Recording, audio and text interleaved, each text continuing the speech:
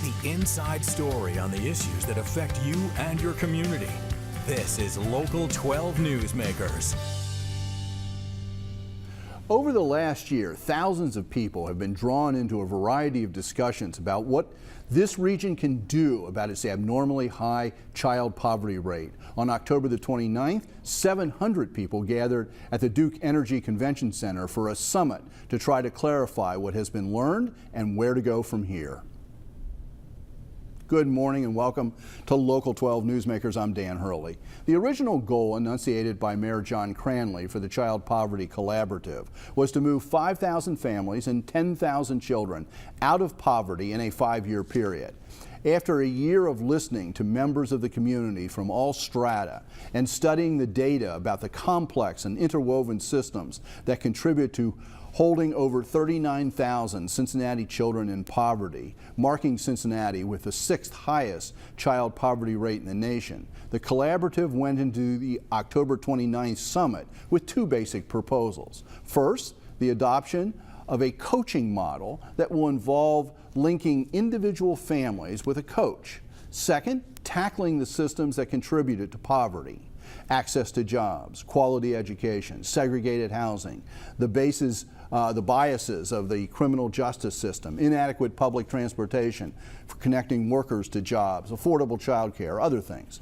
To catch up on this critical initiative, I am joined this morning by Dr. Odell Owens, the president and CEO of Interact for Health and one of the 6 co-chairs of the Child Poverty Collaborative, and Ross Meyer, the vice president for community impact of the United Way of Greater Cincinnati. Ross has been staffing much of the work of the collaborative over the last year.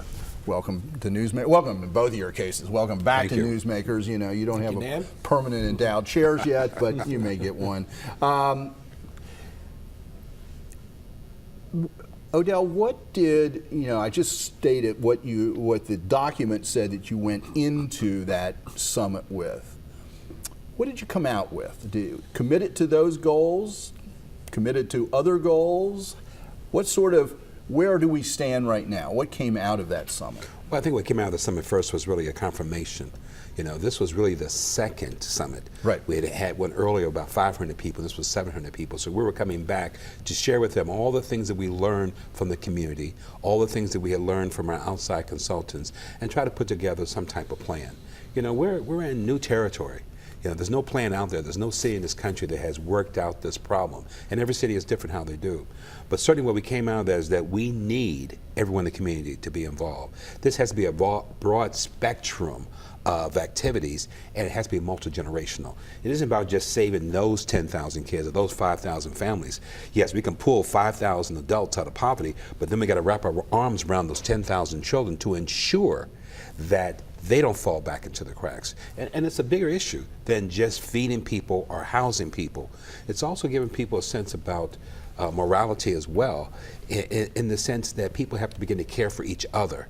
They can be helpful to other people who are on the same strata as themselves. Ross, I was really interested in this coaching model, the one-on-one as you call it. Is that something that people have attached to, they like when they hear that? And if so, how's that going to operate? How will the families get selected? Sure. Who's going to be the coaches? What skills are you looking for? Well, honestly, it's still a concept at this point, but it really grew out of what we heard from the more than 80 community conversations that we had throughout our city, and heard from a lot of families that the system of support that exists is very disconnected, very fragmented, very difficult for anybody to really access the kind of support that they need, whether it's job training or child care or mental health services.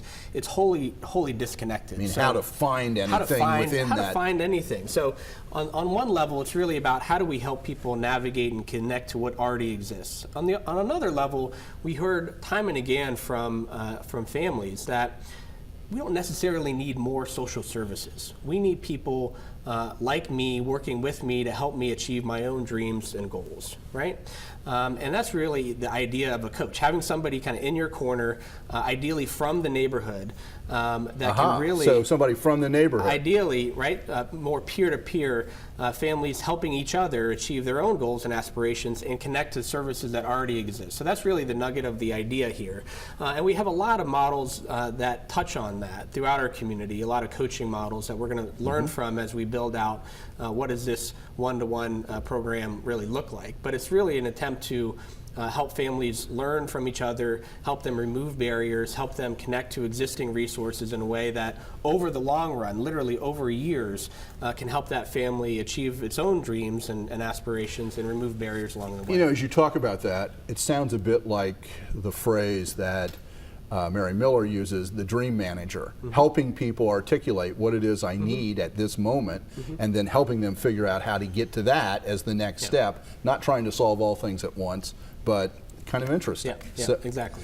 One of the things, and both of you, I mean, you work for the United Way, but Odell, you've been engaged on so many levels with United Way.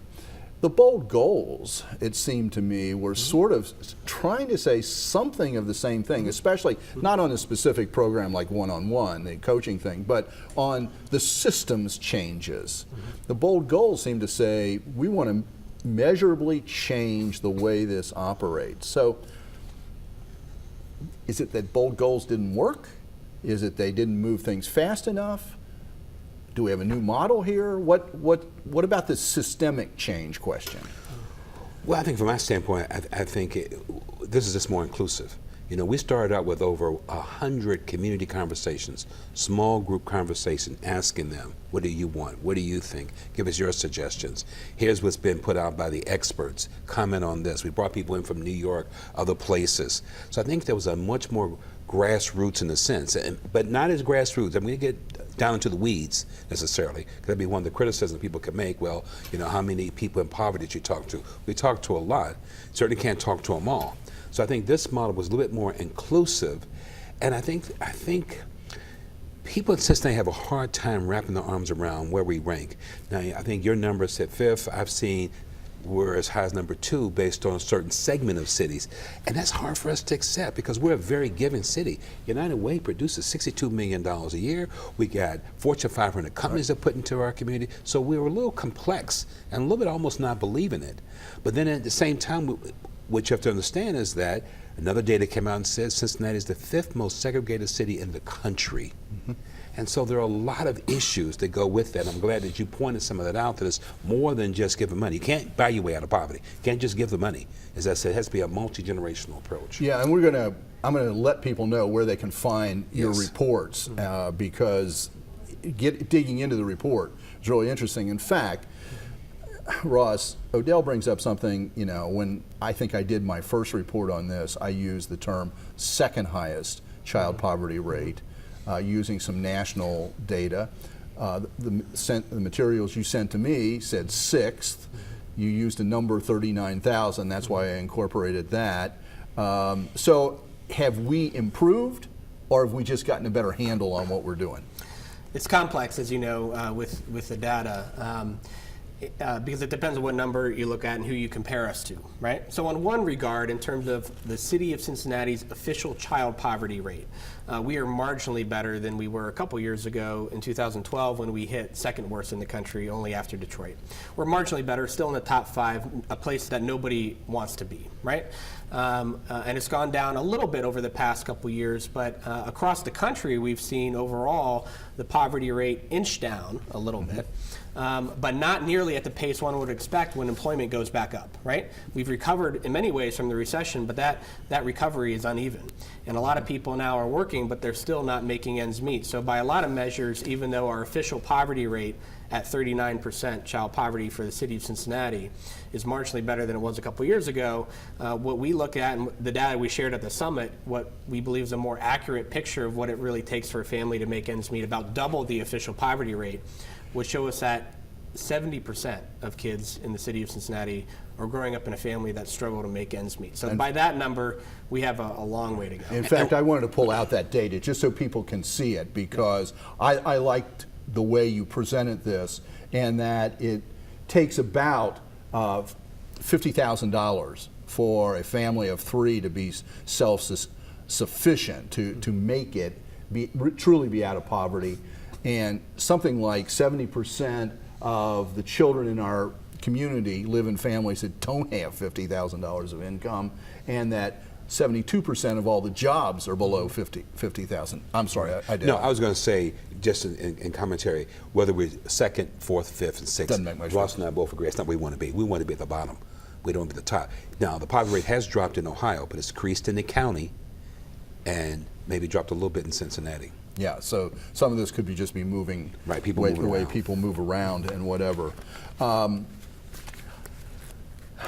One of the things that there's so many elements to what you are working on, but one of the things that jumped out at me when it came to jobs, the term good job strategy.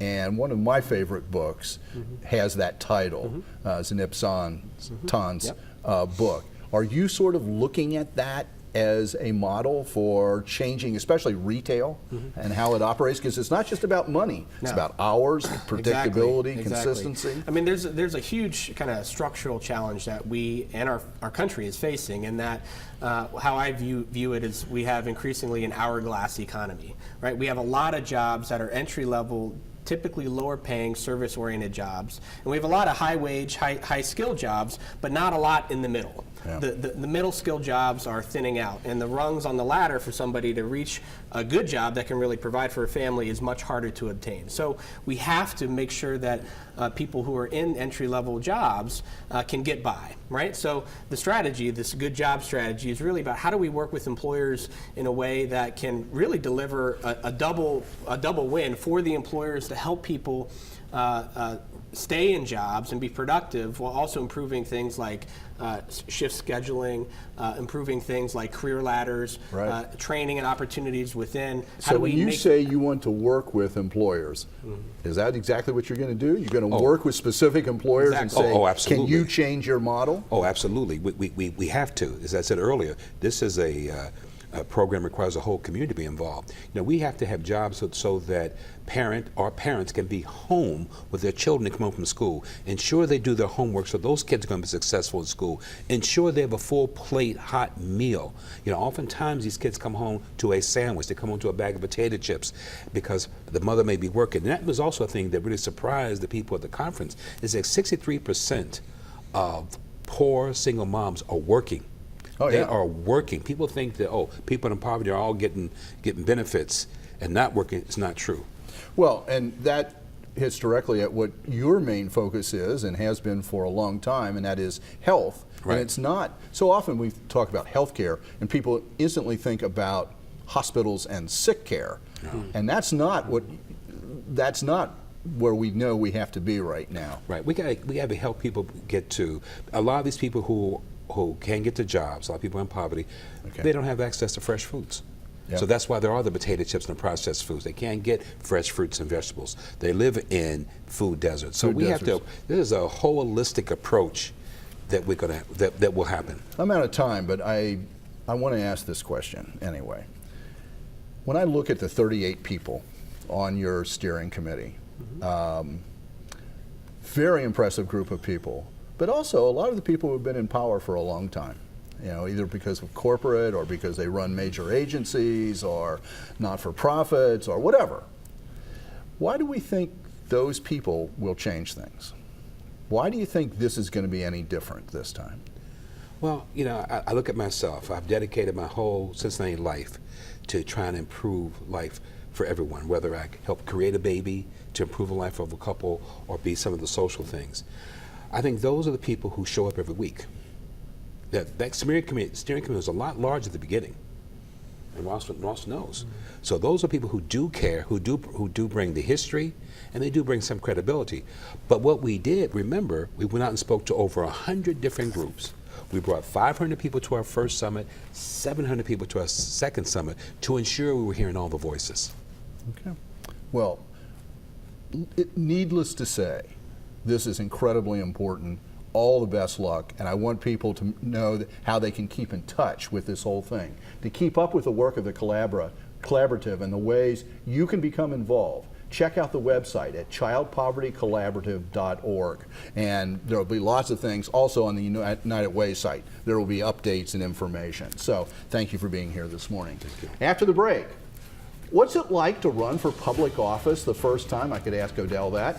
When your best opening line is, what's an Aftab? Aftab. Our courtroom technology is outdated with a website from the computer stone age.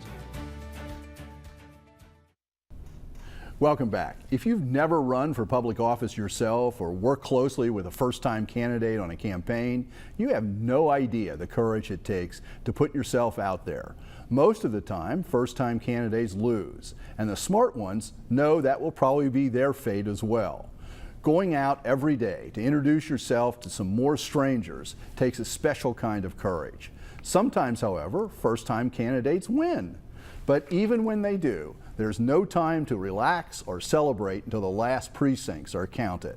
One of the things that brought smiles to lots of people on election night, especially Democrats who were desperate for something to celebrate, was the victory of Aftab Pureval in the race for Hamilton County Clerk of Courts. I've invited Aftab back this morning not to talk about the issues that he and Tracy Winkler debated in the campaign or even what his plans for when he takes office in January, but to reflect a bit on the experience of running for office. Aftab is an attorney with Procter & Gamble. He was born and grew up in the Dayton area, graduated from Ohio State University and the University of Cincinnati College of Law. Aftab, welcome back. Hey, buddy. Thanks for having me. Aftab, It's always a pleasure to be here with you. It's kind of fun. We saw each other on election night. We You did. totally transformed my last live hit at 11:55 at night. That was a great night. Now, you were president of the OSU student body. That's right. So the Ohio State University. The Ohio, I know, I'm and I obligated stumble to over say that all the time. So, running for office wasn't totally new to you. Yeah. But when did you begin to think that you wanted to do this? Right. And when was it that you decided that your first race was going to be for clerk of courts? Yeah, so pretty much the same time. So maybe a year and a half ago, 2 years ago, I got together with my close friends and said, the courts are really important. The courts are special. And Speaking out of a attorney's perspective? Yeah, absolutely. So prior to running for office, I was a federal prosecutor here in Cincinnati. Right after UC Law School, I worked as an antitrust litigator at a large law firm in D.C. And currently, I'm an attorney at Procter & Gamble. So the courts have always been part of my profession. And so the courts are important. They're special. They're the one place where it shouldn't matter what you look like, where you're from, or how much money you have. And these local positions in the courts are often overlooked. Often qualified people don't bother running for them. And that's a shame. Public service is important. The courts are important. And so that's really what we honed in on. Well, when you decided to take on that race, Right. when you decided to take on somebody with a last name of Winkler, Oh, my goodness. Yeah. what did you expect? What was your goal at that moment? Now, you can tell me Dan, your the goal goal was is to win, Your of goal course. was to win, I know, and every candidate says that. So, but what was your goal? You play the game what to was your win, real right? goal? Okay. Truly, the goal was to win. It's so funny, even to this day, but particularly early on, I would say I want to run for the clerk of courts, and they would say, "You're crazy. You're not going to win. A brown guy with a funny name is not going to beat a Winkler in Hamilton County." And so, because of that, because it was such a steep climb, a lot of people put ulterior motives on our campaign, but it was always about winning. We came up with creative, substantive ways to make the courts better. I put my entire self into this campaigning 12 hours a day all over the county. We would not have done that. We would not have committed that if there was some other goal in mind other than winning. We really wanted to win this race, and we really wanted to put our platform into motion. Okay, 12 hours a day. Yeah. Let's not take a day, Monday through Friday. Let's take a Saturday, Sunday. Oh, Saturday and Sunday are the worst. What? So Saturday, you wake up early. You go to either a 5K or some other kind of Saturday morning event. You shake as many hands as possible. We meet with voters understand what makes them tick, what challenges they have in their lives, try to make the clerk of courts relevant to them, try to make the clerk of courts important in their lives, the courts in general. You start your day maybe in Blue Ash at some kind of 5K or walk, then you go to a church festival, on the west side. I hear you've become famous at church festivals. I'm a big fan of Beat the Dealer at church festivals. I still haven't won at ring toss. I think they're fixing the game there. They see me coming and they put in special rings.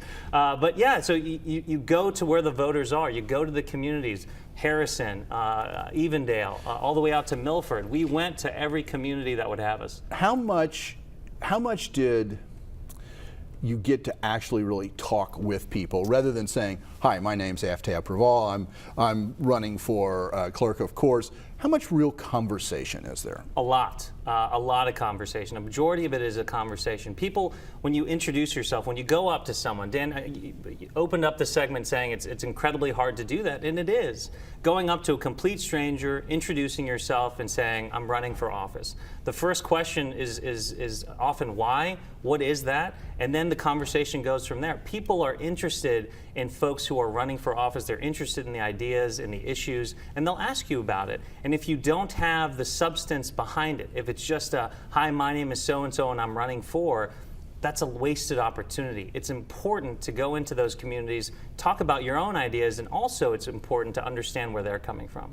Well, you said it before, the likelihood of a brown guy with a funny name. That's right. That's right. How often did those conversations, you introduce yourself, did somebody challenge you on who you are, what your background is, especially in the context of a lot of your parents are immigrants. Yeah. I'm not sure that meeting you for the first time, people might not have known anything particular. How much challenge did you get on that? Yeah, so those unfortunate conversations happened. Folks challenging me on my background or my status in this country, but that was few and far between. Mm-hmm. What I learned canvassing this great county of ours for a year is that people are by and large good people. People are genuinely good. They're trying to make their own life and the lives of their neighbors and their community better, and they're just looking for public servants with that same mentality, with that same priority. And whether you're brown or black or white or yellow, whether your name is Aftab or John, if you embody that and if you're genuine about that being your priority, people in Hamilton County will give you a shot, and our campaign is a testament to that. And I'm just so proud, not only of our campaign, but I'm proud of this community that would give a brown guy with a funny name, a first-generation American, a shot to lead. Well, one of the things that you did was you used that funny name. I've already used it once in the tease of get into this segment. Let's look at it one more time. Sure. I'm Aftab Pureval. Aftab. Our courtroom technology is outdated with a website from the computer Stone Age. Okay, the duck. We all know where the concept of the duck, this other little insurance company has, Right, yes, sure. So you're an attorney. Were you worried about stepping on them and getting sued? No, not worried at all, Dan. Not at all. Did you check with them?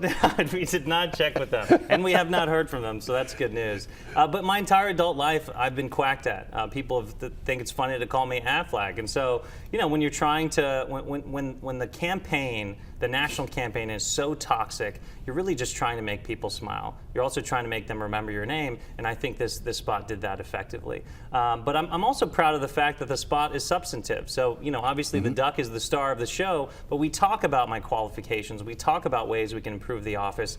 And I think it's important not only to have a shtick, but also to have substance. Odell Owens, who was on the first part of the show, when I told him who was going to be on the second part, as a former coroner, as a former elected official, he said he really thought that commercial and the fact that people could smile and laugh a little bit in the midst of the election we've just been through, in itself was an important thing. I think that, and I'm really proud of that. And I think he's absolutely right. And what I'm truly proud of is that those spots, those TV commercials, I think really reflect my personality. I am self-deprecating. I try not to take myself too seriously. But when it's time to work, we do have substance, and we are motivated to make things better. What was the hardest thing to do? Yeah, the hardest thing is time away from your friends and family. When you're an underdog, as I was, there's no doubt, If you really want to win, you've got to throw your entire self into it. And when I say 12 hours a day, that's not an exaggeration. 12 hours a day, every day for 6 months on the trail, no breaks. And it's hard. It's hard to be away from your friends and family. It's also hard as a local candidate.